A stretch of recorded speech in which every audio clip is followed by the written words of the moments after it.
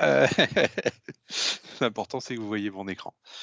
C'est Hem, parti. bon, et ben, c'est parti. Bonsoir et merci de votre patience, déjà. Alors, c'est parti, mais oui, voilà. Je me présente, j'ai mis Allo parce que tu avais mis Hello, mais c'est le sujet, Patrick. Donc je suis Laurent Gébaud, je suis MVP Windows depuis 2004. Il y a eu plein je mets Windows parce qu'il y a eu plein de variantes et de variations. Je suis certifié sur Windows, sur Azure et sur Office 365. Vous allez comprendre pourquoi un peu tout ça. Et bah, j'ai créé le site towindows.com qui existe depuis 21 ans. Le site Cloud pour tous qui cherche plutôt à vulgariser un peu les choses en usage cloud. Et puis voilà mes 2 comptes Twitter. Donc pour expliquer le contexte, je suis co-gérant d'une société qui s'appelle Axperf et notre métier, bah, c'est d'être, une société de services informatiques au sens le plus large possible, pour les PME et puis on a quand même une grosse, on va dire affinité avec, les solutions Microsoft. Donc pour des plus grands comptes, on fait un peu d'infra et un peu d'Office 365. Et pourquoi je veux vous parler de Team Voice, au passage d'ailleurs, qui est pas vraiment le nom du produit, mais nous, c'est comme ça qu'on l'appelle au moins entre nous pour se comprendre. Bah, c'est parce que dans les PME, on a aujourd'hui, à force de s'occuper de l'infra et on va dire du cloud et des applis de nos clients, toujours un peu la même requête, c'est, vous faites pas de la téléphonie, on voudrait de la téléphonie, on voudrait quelque chose de simple. Et puis nous, c'est vrai c'est un sujet toujours un petit peu délicat parce que qui dit téléphonie aujourd'hui, dit voix sur IP. Donc forcément, qui s'occupe du réseau, qui gère, l'acheminement de la voix? C'est forcément un sujet un peu délicat, on va dire, chez les PME. C'est souvent les 2 prestataires finalement qui leur restent, d'un point de vue technique, c'est et l'informaticien et le téléphoniste. Donc chez Axperf, bah, on a testé, ça fait déjà un petit moment, Skype Entreprise pour tout vous dire, qui était le prédécesseur, hein. Teams, c'est le petit-fils de Skype Entreprise. Ça a même eu un autre nom avant déjà. Et c'est assez simple à expliquer, on va dire, notre démarche. Déjà, la réponse à nos clients: «Est-ce que vous voulez faire de la téléphonie?» Et au sens large du terme, non, on n'a pas envie de vendre des infras de téléphone. C'est pas notre métier et on n'a pas envie d'investir là-dedans. Bah, parce qu'on est cloud, nos clients sont cloud, donc on aime bien Office 365 ou Microsoft 365 parce que ça marche partout, parce qu'il y a pas d'infra, pas trop de sécurité à gérer, on va dire. Et puis comme c'est mutualisé, le coût, il est relativement maîtrisable. On aime bien Teams forcément et comme chez tout le monde, nos clients en 1 an et demi sont passés de presque 0 Teams à presque 100 de Teams. Vive le télétravail, hein, en gros. Et puis là, bah, on a tous nos clients qui d'un coup se sont retrouvés à travailler de chez eux, plus ou moins à 100 et puis à dire: «Beh, qui va répondre au téléphone? Ah oui, mince, on a un PABX. Ah mince, on a un IPBX. Oh zut, on a des téléphones. Si je prends mon téléphone et que je l'emmène chez moi, est-ce qu'il marche?» La réponse est des fois oui, mais pas très souvent. Et puis, bah, Microsoft, donc il y avait Skype Entreprise. Maintenant, il y a Team Voice, enfin la possibilité de rajouter de la voix, sur Teams. Bah, dans le mille, j'ai envie de dire, pas de BABX, pas de standard, pas de Centrex, pas de choses compliquées à gérer, pas d'infra en gros à gérer.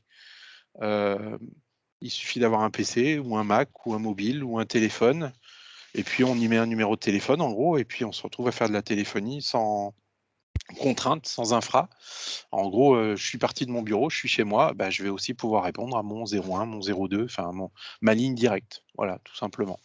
Donc c'est pour ça que oui, du coup, on fait de la téléphonie, mais voilà, que celle-là, parce que c'est simple. Alors c'est ça que je vais essayer de vous faire découvrir, hein. Donc qu'est-ce que c'est que Team Voice? Quelles sont les fonctionnalités? Bah, on va dire de manière un peu, simple, tout ce qu'on peut faire avec un téléphone dans l'entreprise ou à peu près. Donc on peut avoir des téléphones physiques. Alors il y a une notion de téléphone certifié, je vais vous le montrer après. Il y a bien sûr une appli smartphone, hein, donc aujourd'hui on m'appelle sur ma ligne directe, je peux répondre soit avec le téléphone physique sur mon bureau, soit avec l'appli sur mon smartphone, soit bien sûr avec l'application Teams sur PC ou sur Mac. Et puis, bah, après, je me retrouve avec les fonctionnalités de base, on va dire, d'une téléphone de la téléphonie d'entreprise, donc des renvois d'appels, des renvois soit directement, je décide de renvoyer sur mon 06 ou soit en fonction de ma présence ou non.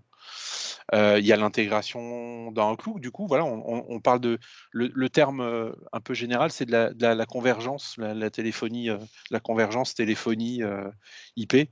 Bah, effectivement, tout est intégré. On parle de Teams, donc vous connaissez Teams, bah, quand vous recevez un message vocal, vous le recevez par mail, voilà. Alors vous le recevez par mail, vous le recevez, sous forme de fichier audio et puis aussi, il y a ce qu'on appelle un transcript. c'est tout bête, mais c'est déjà une belle intégration. Vous êtes en réunion, quelqu'un vous laisse un message, vous allez pouvoir apercevoir ou visualiser rapidement le message. Alors, c'est un transcript hein, avec pas toujours 100% de choses correctes, mais ça dépanne. Déjà, on sait qui nous a appelé et ce qui s'est passé, quoi.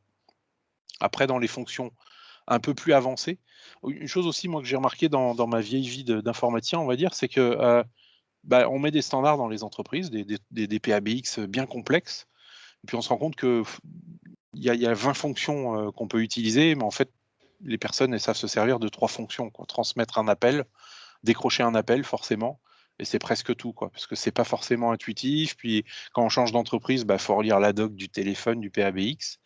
Dans Teams, ils ont mis les fonctions de base, et puis l'avantage, c'est qu'on n'a pas vraiment à les apprendre, parce qu'il suffit de savoir lire.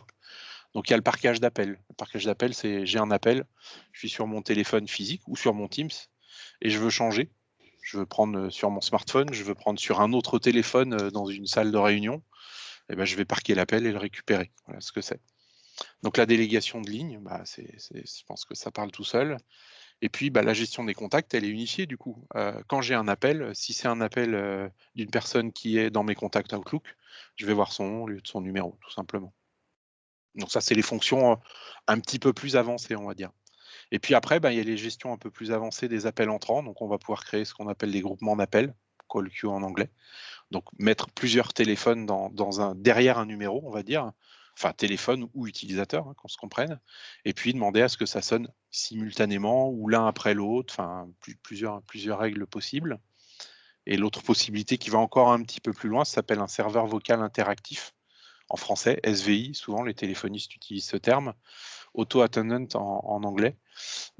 C'est la possibilité de créer des scénarios. Donc, on va pouvoir taper 1 pour accéder à la comptabilité, taper 2 pour la hotline. Et ce serveur vocal interactif, qui est celui qui est fourni par Teams, le successeur de Skype, et on reconnaît les fonctionnalités, il va jusqu'à quand même la reconnaissance vocale. Donc, on va pouvoir, par exemple, appeler quelqu'un en donnant son nom. On arrive dans une file d'attente, on donne un nom, et ça va nous rediriger sur la personne demandée. Et dans le serveur vocal interactif, on va aussi pouvoir gérer des scénarios en fonction de l'heure. Qu'est-ce qui se passe quand je suis ouvert? Qu'est-ce qui se passe quand les bureaux sont fermés? Qu'est-ce qui se passe un jour férié? Voilà. Donc ça, c'est les fonctionnalités de base de la téléphonie, vraiment de base. Hein. Teams Voice, il est très simple, mais qui répondent, j'ai envie de dire, aux besoins de presque tout le monde, de quasiment tout le monde, en tout cas dans les PME. Globalement, on se rend compte souvent que ceux qui ont des PABX un peu plus avancés, ils ne connaissent pas ou ils n'utilisent pas les fonctions. Donc les équipements ensuite. Donc comme je l'ai dit tout à l'heure, les équipements Teams, ils sont certifiés. Donc il y en a pas beaucoup. Hein. Là, c'est la liste quasi exhaustive. Voilà. Donc, il y a 3 marques. Il y a Yealink, il y a Poly, nouveau nom de Polycom, et il y a AudioCode. La particularité de tous ces téléphones, en fait, c'est très simple. C'est des téléphones Android. Et l'application Teams, en réalité, elle est développée par Microsoft. Donc c'est simple, ils ont tous le même look, ils ont tous la même apparence. On peut passer de l'un à l'autre sans trop de problèmes. Et puis, ils évoluent en permanence et tous quasiment ensemble. Quand il y a une nouvelle fonctionnalité, elle est annoncée, elle se déploie, je vais vous expliquer après. Et puis, on l'a sur tous les téléphones. Après, les équipements, hein, c'est important. Et aujourd'hui, sur le sujet des téléphones, hein, aujourd'hui, dans les PME, chez nos clients, hein, les clients sont encore très attachés au téléphone physique. Ça vaut cher, mais on voit que ça rassure aujourd'hui les utilisateurs. Et l'expérience qu'on a un petit peu, parce qu'on déployait avant du Skype entreprise, c'est de voir des clients qui avaient un téléphone, qui veulent toujours un téléphone, et puis 2-3 ans après, ou le jour où il y a une panne, nous disent finalement je m'en sers plus en fait. Mais quand on commence ces sujets-là, souvent c'est encore très traditionnaliste. Alors je pense que le télétravail, le confinement va peut-être améliorer les choses, mais on a du mal aujourd'hui à vendre du 100% IP, on va dire du 100% Teams en fait. Les clients, ils veulent toujours se rassurer avec quelques téléphones, la standardiste, la secrétaire, l'assistante, la hotline, ça a encore une grosse demande. Alors même si on prend un téléphone, on essaye quand même de leur faire comprendre l'intérêt d'un casque pour la qualité du son, pour le fait d'être plutôt au repos et les mains libres pour travailler. Et puis, comme je vous ai déjà dit, on peut avoir un casque, mais il peut aller soit sur le téléphone, mais il peut aussi aller sur le PC. Ou les deux d'ailleurs, hein, si on parle de téléphone Bluetooth. Alors, il y a quelque chose de magique avec Teams Voice, c'est que je ne vais pas m'amuser à vous montrer en live parce que sinon ça va couper forcément la réunion. Donc j'ai fait que des captures d'écran juste pour vous voyez un peu à quoi ressemble l'interface et comment ça fonctionne. Donc dès qu'on active une licence, je vais vous expliquer les licences après, on se retrouve avec un pavé de numérotation, donc un téléphone dans Teams. Et puis pareil, avec un téléphone physique, une fois qu'on a activé la licence, il suffit d'ouvrir sa session sur le téléphone et on se retrouve avec l'environnement pour téléphoner et recevoir les appels. Donc on a l'interface de numérotation sous forme de dialpad. On a bien sûr la possibilité d'appeler en utilisant les contacts. Hein. Donc voilà mes contacts de Outlook, ils apparaissent ici. Je peux appeler automatiquement en cliquant sur le téléphone. Je vais ensuite avoir un historique des appels, hein, comme un téléphone, on va dire, de base, mais avec un grand écran, l'avantage. Donc je vais avoir accès à l'historique de mes appels. Et puis je vais bien sûr avoir accès à la messagerie vocale, si ça veut bien. Voilà, pardon. Mes messages vocaux, donc comme je vous ai dit, ils arrivent dans mes mails, ils sont visibles ici, ils sont visibles sur mon téléphone, ils sont aussi visibles dans l'appli mobile sur mon smartphone, donc on les a partout, je dirais. Il n'y a pas l'expression un peu, on n'a pas à courir après. Je dis dans la téléphonie un peu classique avec des PABX, on est obligé d'inventer des stratagèmes pour pouvoir consulter les messages vocaux qui ont été laissés en interne depuis l'extérieur, enfin quelque chose d'assez lourd. Là, on ne se pose plus la question une fois qu'on a fait de la convergence. Donc l'interface, à quoi elle ressemble? Vous la connaissez en réalité. C'est voilà un appel Teams. J'ai quoi? J'ai le nom ou pas de mon correspondant. Sinon, j'ai le numéro de téléphone. J'ai un menu qui va me permettre, cette fois-ci, voilà, sans avoir à lire plein de docs ou plein de modes d'emploi. Je pense que vous avez compris. Voilà, vous savez mettre en attente, vous savez transférer, vous savez consulter puis transférer. Ça veut dire j'appelle mon correspondant et je lui parle et ensuite je lui transfère s'il veut bien. Et puis je sais par qui un appel avec un PABX. Souvent c'est étoile dièse 23, enfin des choses qu'on oublie forcément. Là on les a sous les yeux. Donc l'appel entrant ensuite, il va apparaître dans les notifications, comme les appels Teams, je pense que vous connaissez tous. Donc soit un appel normal, voilà, où je vais voir le numéro et ou le nom, soit un appel dans un groupement d'appels. Voilà, là c'est le groupement d'appels Axperf Hotline qui est appelé. Je le sais, je suis informé, ça sonne aussi sur mon Teams. Et puis si c'est un transfert, je vais bien sûr avoir en tête l'action pour savoir que c'est un transfert qui vient de m'être passé. Voilà, donc la gestion des transferts, comme je vous dis, voilà, une fois que vous cliquez sur transférer, vous voyez vos collègues, en gros, les personnes qui sont dans votre organisation. Vous pouvez aussi rajouter saisir un téléphone dans la zone en haut et vous transférer tout simplement. Voilà. Comment l'autre aspect qu'on a quand on fait de la téléphonie classique, comme je vous ai dit, c'est les codes. C'est je pars pendant 2 semaines, je dois transférer sur mon collègue. Je voudrais que quand ça appelle sur mon téléphone, ça sonne aussi sur mon portable. Et là, on se farcit des codes, des modes d'emploi compliqués. Là, tout ce que je vous montre, c'est ce qu'il y a dans Team dans la gestion des appels. Donc, je dirais quasiment sans lire la moindre doc, on va savoir gérer à peu près dans tous les scénarios son téléphone. Donc, qu'est-ce qui se passe quand je suis en appel? A priori, rien d'autre, mais éventuellement, je peux appeler un autre numéro en même temps. Je peux le transférer sur mon portable. Je peux faire sonner un groupe d'appels. Voilà. Qu'est-ce qui se passe si je ne réponds pas? Je peux envoyer sur la messagerie vocale, c'est le par défaut. Je peux renvoyer vers un numéro, je peux ne rien faire, raccrocher, sous-entendu. Je peux transférer vers un groupe d'appels. Vous voyez, des fonctionnalités déjà qui commencent à être un petit peu avancées. J'ai juste à lire l'écran et puis les paramétrer. La configuration de la messagerie vocale, elle est assez simple aussi, hein. Il suffit voilà, vous cliquez sur messagerie vocale, soit vous enregistrez votre message personnalisé, vous choisissez ou non si vous voulez laisser un message, vous choisissez la langue d'accueil, tant qu'à faire, c'est mieux. Et puis, vous pouvez, si vous préférez, plutôt que d'enregistrer un message vous-même, saisir le texte et il sera lu par un robot, relativement proprement. Ce qui n'était pas le cas il y a quelques années de Skype Entreprise, pour être tout à fait précis. C'est pour ça que j'insiste. Pardon. En bas, on voyait que typiquement, je suis un utilisateur, j'ai un numéro de téléphone, une ligne directe, et je suis inclus dans des files d'attente, et je vais pouvoir m'y rajouter ou m'y enlever si l'administrateur l'a décidé. Voilà. Je ne veux pas être dérangé, je ne veux pas être embêté par la hotline, je clique là-dessus et je ne suis plus dans la file d'attente de la hotline. Donc le licensing maintenant. Alors, en fait, le licensing, il faut comprendre qu'il y a 2 modes de fonctionnement. Il y a 2 modes de fonctionnement et il y a 2 modes de licensing. Les 2 modes de fonctionnement sont les suivants. C'est le mode tout Microsoft. Je choisis d'utiliser Teams comme application. Je choisis d'utiliser la solution de téléphonie de Microsoft et Microsoft comme opérateur. Ça s'appelle Microsoft Calling Plan. C'est ce qu'il y a tout en haut en violet. Et là, dans ce cas-là, c'est Microsoft qui gère du début à la fin mes licences et mes communications. Donc, je vais me baser sur mes licences Office 365, entreprise, E1, E3, E5. Je vais rajouter une licence pour avoir la voix. Donc, la licence s'appelle système téléphonique. Et ensuite, je vais rajouter, je vais payer, je vais avancer des forfaits de minutes tous les mois. On appelle ça des calling plans. Voilà. Donc là, voilà, il suffit en gros de rajouter une licence de système téléphonique et une licence, un forfait, on va dire, enfin non, des minutes, pardon. Et là, vous pouvez téléphoner. Le deuxième modèle, ça s'appelle Direct Routing. Cette fois-ci, je vais utiliser Teams, je vais utiliser des téléphones Teams, je vais utiliser la gestion dans Teams, mais je vais décider d'acheminer les communications via un autre opérateur. Donc, l'autre opérateur étant dans une grande entreprise, le PABX, donc une entreprise de 1000 personnes, elle a investi dans un énorme PABX, elle a quand même probablement encore envie de le garder, donc pourquoi pas, elle va s'interfacer avec.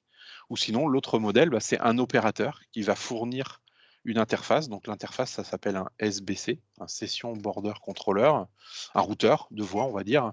Et donc je vais relier mon Teams avec un SBC ou plusieurs SBC. Et donc l'acheminement des appels va être réalisé par le tiers. Donc l'acheminement et puis la facturation, du coup. Donc dans ce cas-là, à peu près la même chose, hein. Je prends ma licence, je rajoute une licence de système téléphonique, et par contre, je vais utiliser ce que me propose l'opérateur. Pourquoi pas des forfaits, par exemple.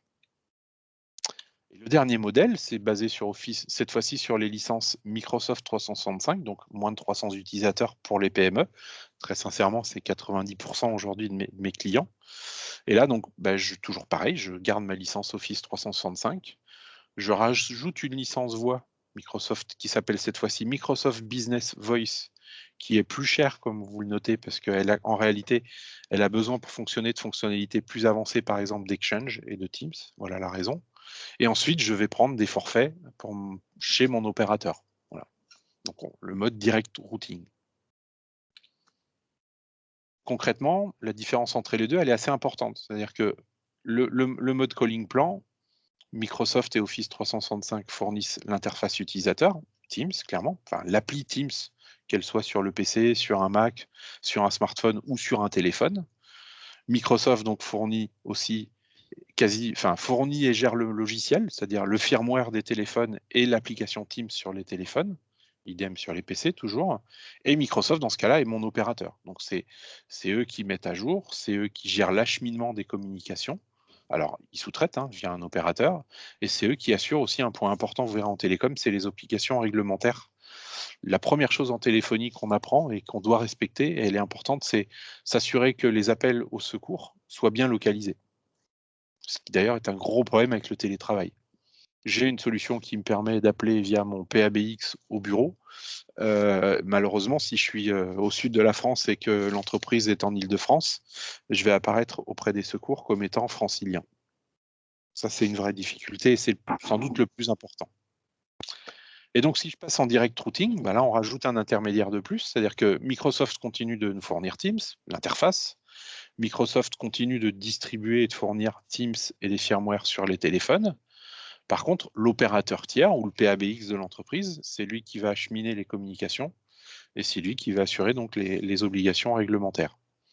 Et le partenaire, pourquoi il doit y avoir partenaire? Parce que le licensing de Microsoft en business ne peut pas être acheté en direct, il n'est qu'en mode CSP.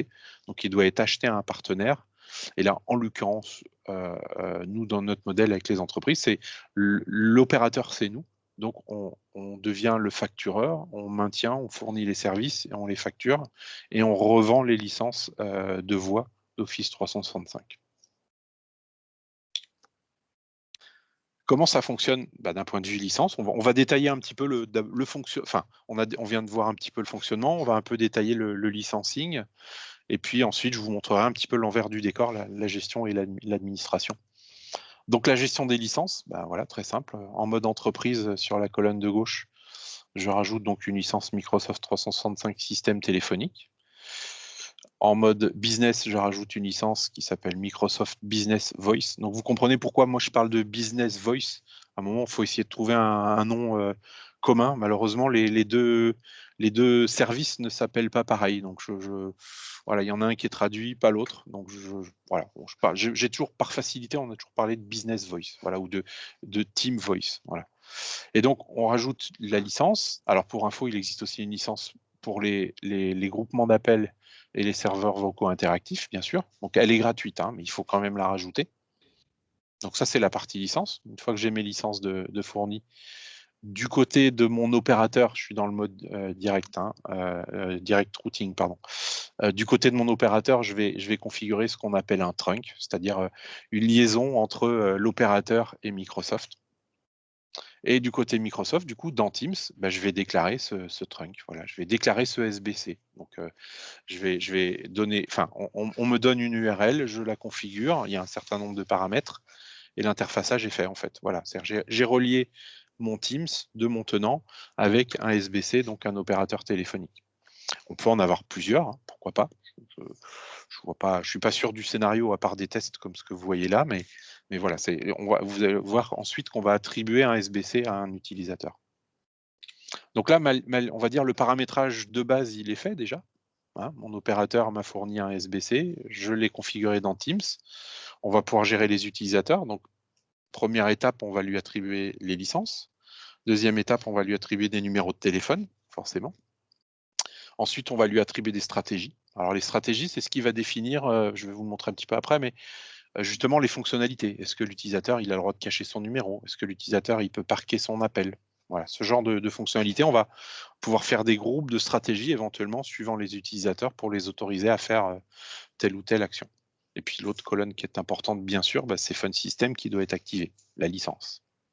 Une fois que j'ai fait ça, voilà, si on s'intéresse à un utilisateur, donc voilà, le compte avec la licence, bien sûr l'email. Au passage, hein, c'est la seule chose dont je vais avoir besoin pour paramétrer mon Teams ou mon téléphone, c'est mon compte Office 365 finalement.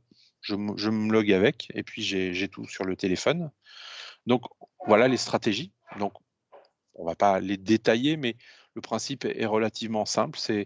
J'autorise ou non les accès anonymes, j'autorise ou non le parquage d'appels, j'autorise ou non les appels, tout simplement. Donc forcément, si on n'a pas ça, il n'y a pas d'appel possible. J'autorise ou non de masquer mon identité. J'attribue un plan de numérotation. Pour faire court, on va dire c'est la manière dont les numéros sont gérés. Mais ça, c'est en gros l'interfaçage avec l'opérateur. Et puis, je lui attribue une route, un SBC. Voilà.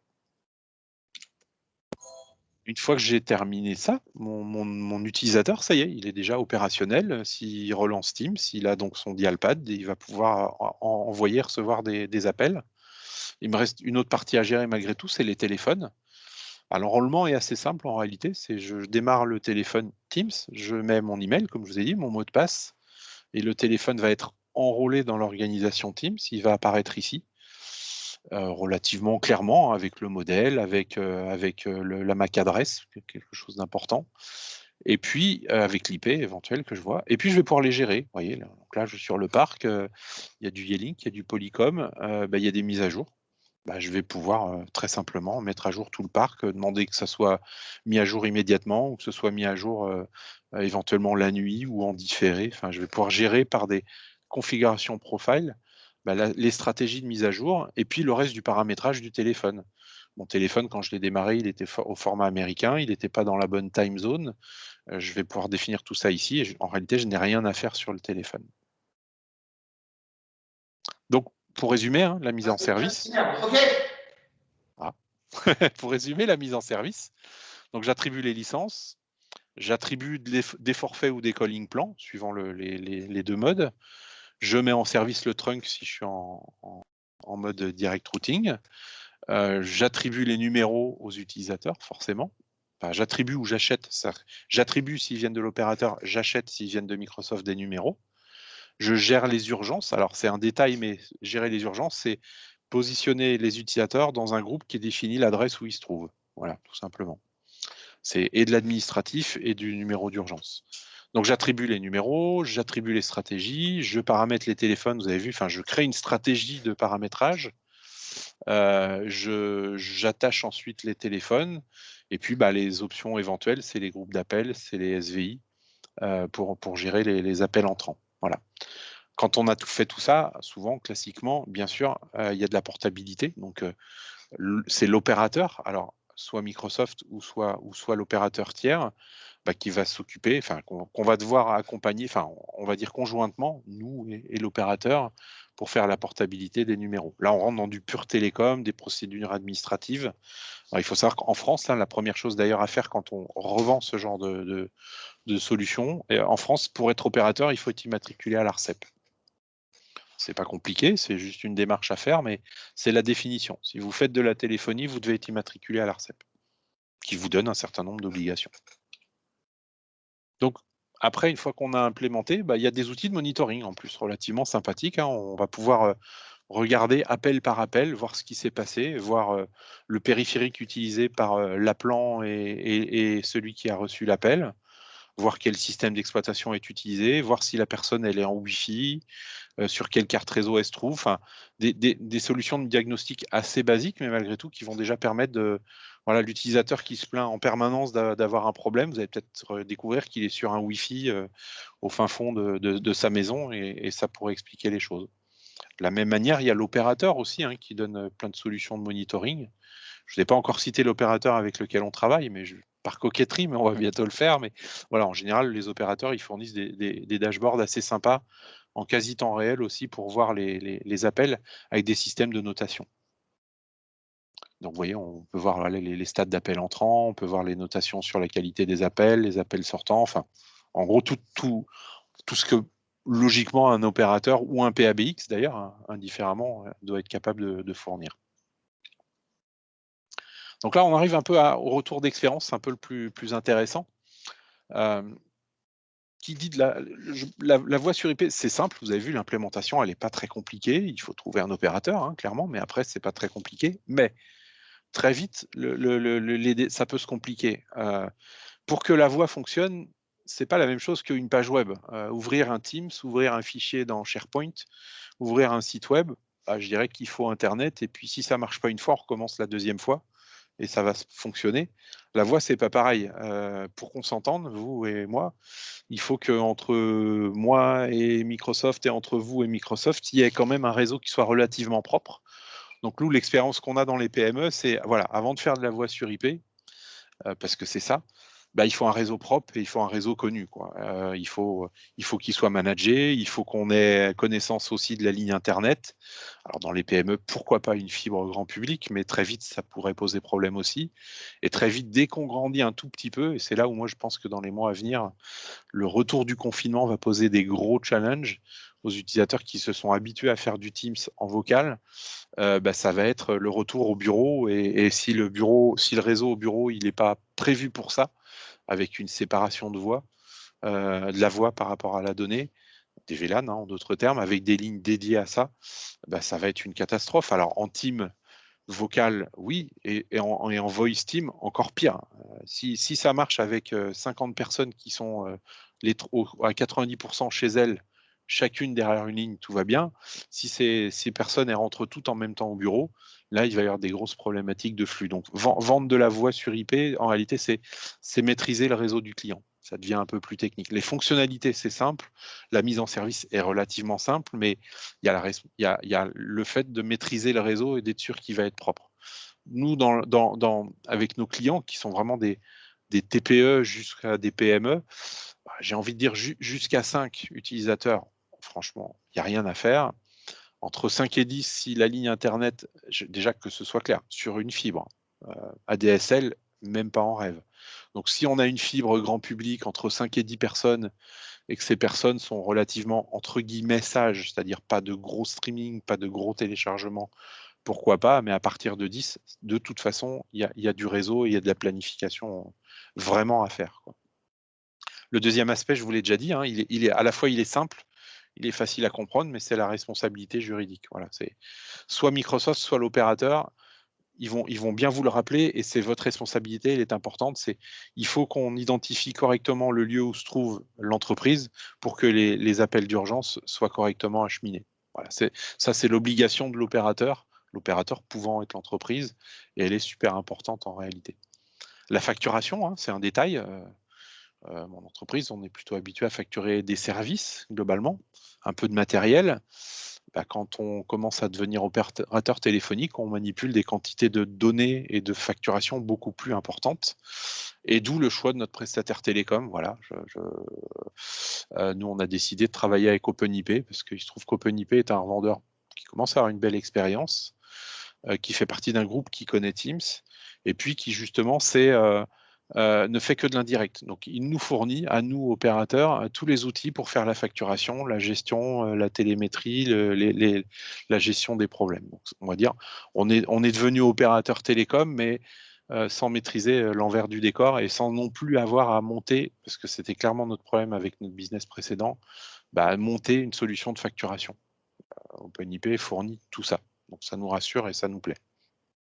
Il y a un sujet aussi donc, qu'on est en train de vivre, c'est la migration de Skype Entreprise vers Teams. Tout ce que je vous ai montré là, chez Axperf, on l'a découvert et assimilé l'année dernière. Ça a été simple pour nous parce qu'en réalité, Teams a repris le paramétrage, l'interfaçage, les fonctionnalités de Skype Entreprise d'un point de vue voix. Donc la transition d'un point de vue apprentissage, elle est assez simple. Si vous ne connaissez pas Skype Entreprise d'un point de vue voix, vous allez découvrir dans Teams. Mais si vous connaissez, vous verrez que les notions, les termes, c'est les mêmes. Donc, c'est plutôt simple. Alors, le dernier point qui est relativement important, c'est la jeunesse de Teams. Voilà. Skype Entreprise était une solution de téléphonie que je qualifierais d'assez basique. Hein, comme je vous ai dit là, il n'y a pas de fonctionnalité avancée et importante comme un gros PABX d'entreprise aurait, ou un gros Centrex d'ailleurs, Centrex, c'est un PABX dans le cloud, pour résumer. Teams, il en a beaucoup moins, voilà, encore. Enfin, il manque des quand je dis il manque des fonctionnalités, il y a les fonctionnalités de base, tout est là, mais il n'y a que ça. Voilà. Donc, moi j'aime bien dire, je dis à nos clients, on explique, voilà, c'est de la téléphonie simple et simpliste. Alors, c'est le bon côté, c'est super facile à apprendre.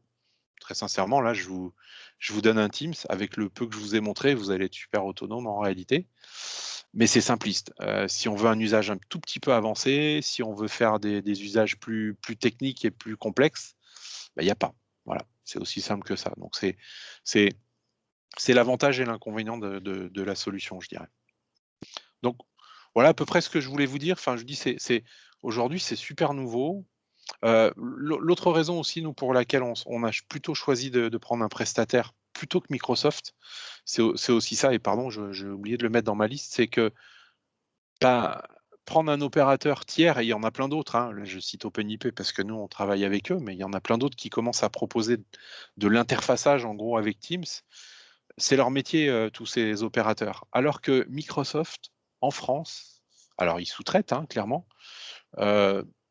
les difficultés que j'ai rencontrées l'année dernière pour avoir des renseignements chez Microsoft un peu à tous les nouveaux sur le fonctionnement de la voix dans Teams me mettent pas du tout en confiance. Voilà, clairement, j'imaginais pas devoir appeler la hotline, me battre avec la hotline pour le moindre problème d'opérateur, d'acheminement de télécommunications dans le contexte actuel. Donc chacun prend le meilleur de ses métiers. Microsoft, l'interface Teams, très bien, y compris jusqu'au téléphone.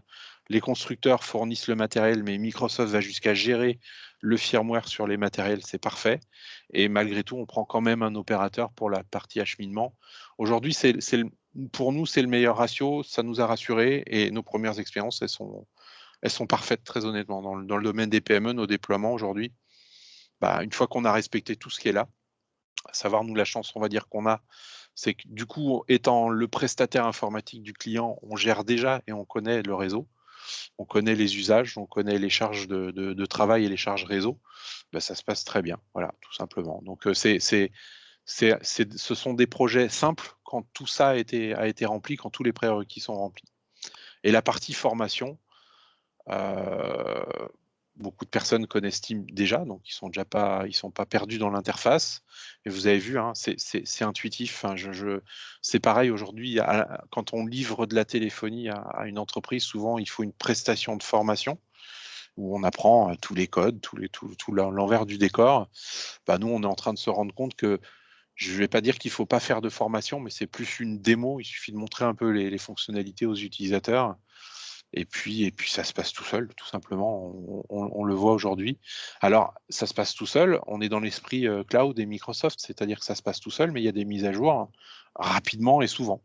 Voilà. Donc, faut être prêt à des changements d'interface. Il y en a déjà eu un petit peu.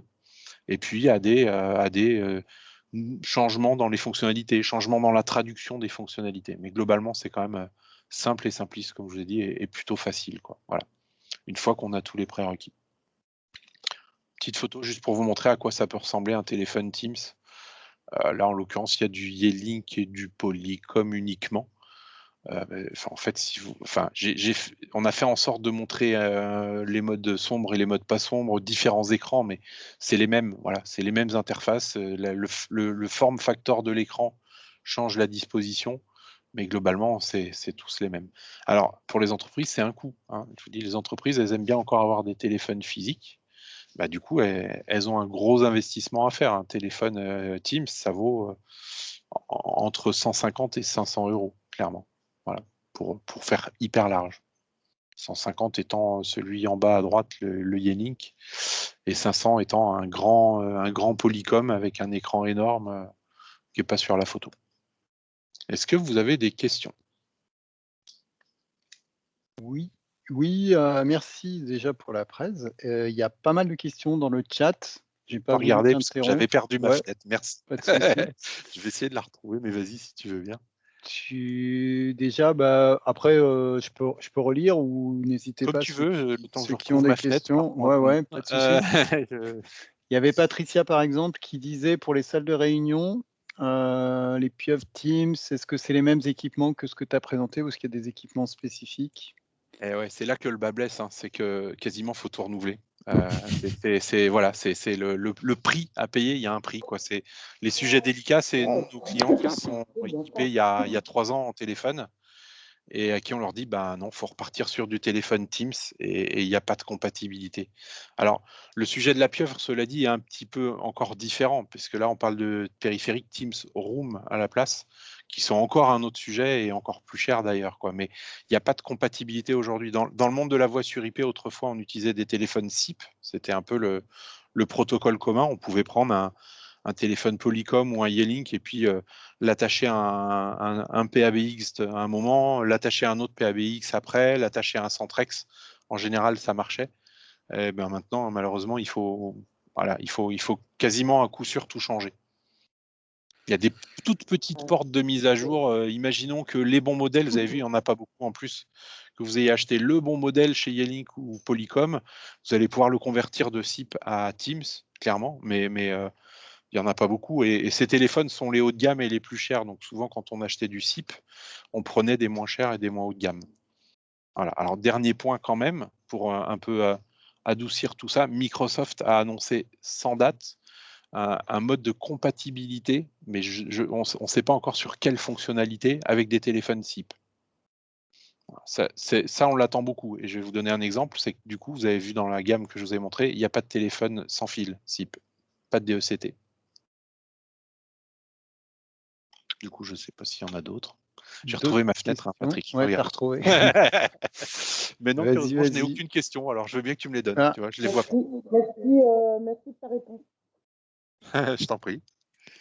Gaston MB, il nous demande un client avec existant de téléphonie Cisco voulait remplacer et basculer sa hotline interne sur du Teams. Ça veut dire qu'il doit investir sur de nouveaux téléphones compatibles Teams. Point d'interrogation. Ou utiliser Teams. C'est très bien, hein, Teams avec un casque, très honnêtement. Moi, je ne sais pas vous, mais moi, j'ai un téléphone. Dans mon entreprise, on a dû acheter des téléphones parce qu'on va faire le support de nos clients qui veulent des téléphones. Mais très sincèrement, il n'y a aucun de mes salariés que ça intéressait quand j'ai posé la question d'avoir un téléphone. Un casque, un Teams, et ça va très bien en réalité. Voilà. Donc, si vous voulez un téléphone physique, oui, il va falloir investir, mais si vous voulez téléphoner, pourquoi, honnêtement? Faut pas oublier, oui, effectivement. On peut faire plus simple. Oui, mais c'est une vraie résistance culturelle, hein. Moi, je vous dis, Vraiment, les clients, ils veulent des téléphones physiques. Une ligne, c'est un téléphone, encore très souvent. Enfin, ce que je vous dis est quand même globalement mon expérience jusqu'à il y a 1 an. Voilà, c'est en train de changer très vite, je pense. Ouais. Bah, on peut aussi utiliser les mobiles. Teams Alors, sur smartphone, bien sûr, hein, ouais, tout voilà, à fait. Ouais, ouais. c'est Alors, c'est peut-être moins, je dirais perturbant pour les gens de se dire que c'est un téléphone, sur c'est moins lequel on perturbant, installe mais un attention, Teams, quoi, mais quand on parle de qualité d'appel, pour moi, c'est quand même beaucoup plus qualitatif d'avoir un PC ou un ouais. Mac, hein, sur un LAN avec du réseau pour acheminer la voix que de la 4G encore, hein. Voilà, faut pas mais nous, c'est un scénario, du coup, les personnes qui veulent aujourd'hui un sans fil, ils auraient voulu un DECT pour couvrir un magasin, bah, on va leur dire d'acheter un smartphone à 50 ou 100 € et de mettre l'appli Teams dessus, aujourd'hui. Ouais. Et le smartphone en Wi-Fi, tu as une meilleure qualité ou c'est Non, le Wi-Fi et le Wi-Fi est non, le Wi-Fi et la 4G, c'est la même problématique, c'est que c'est pas fait pour acheminer globalement de la voix, donc ça si on a un bon Wi-Fi, oui, si on est 15 sur le même point d'accès Wi-Fi, non. Enfin, il existe des téléphones, les haut de gamme Polycom et Yealink aujourd'hui incluent du Wi-Fi. Ah, moi, je dis aux clients il faut avoir dans ce cas-là une grosse infrastructure Wi-Fi et Wi-Fi 6 d'ailleurs autant que possible. OK. Donc voilà, mais c'est toujours pareil, hein, faut contextualiser. Vous êtes à la maison tout seul, ça va marcher très bien sur du Wi-Fi. Voilà, Très mais clair, ouais, quand on est en entreprise, il y a un problème d'échelle. Voilà. bien sûr. Patricia, elle demande si tu travailles, partout en France et je pense, Oui, que bien sa sûr, question, ça veut dire, est-ce que Patricia. tu travailles, pas très loin de Sophie Antipolis? Oui, bien sûr, aujourd'hui, le cloud, ça permet de travailler partout en France et dans le monde, je dirais, donc sans problème, oui, on Non, peut. pas que Sophia, Patrick, pas que Sophia. En fait, je te dis qu'en gros, on est en train de déployer, on a pour projet de déployer les solutions téléphonie Teams sur la tête, donc dans toutes les agences et partout. Bon, moi, je suis pas retournée au bureau depuis à peu près 1 mois, donc j'y retourne lundi, donc je vais voir où ça en est. Mais notre infra essaye de nous vendre de la compatibilité avec WebEx et les téléphones. Donc, on va reprendre le projet, en fait. Et j'avais déjà, donc c'est pour ça que je t'ai posé la question juste avant, mais j'avais déjà annoncé qu'il aurait fallu tout changer.